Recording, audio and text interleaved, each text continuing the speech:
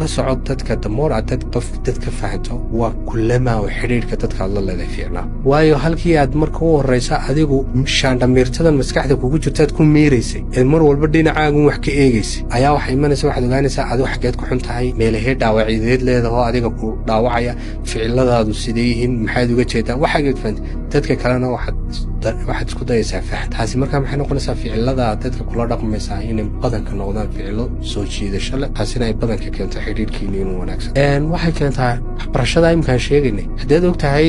wax akhris see loo dhisaa ficil dabeecad muxuu ahaa ficil ku salaysan aqoon see loo sameeyaa qaabkee loo doodaa qaabkee muxuu ahaa wax loo xifdiyaa waxaa haddaad barato ficiladaada sida loo maamuli karo barashadaadii way u sixi kartaa shaqadii way sixi kartaa oo shaqadii waxay ku sixi kartaa waxaad qabanaysay ku sixi kartaa inaanad digdhigan inaad muxuu ahaa kala yaryaraysato hadafkii oon hal mar isku qaadin in hadday wax kaa xumaadaan ay nolosha ka mid tahay oo aanad adiga isku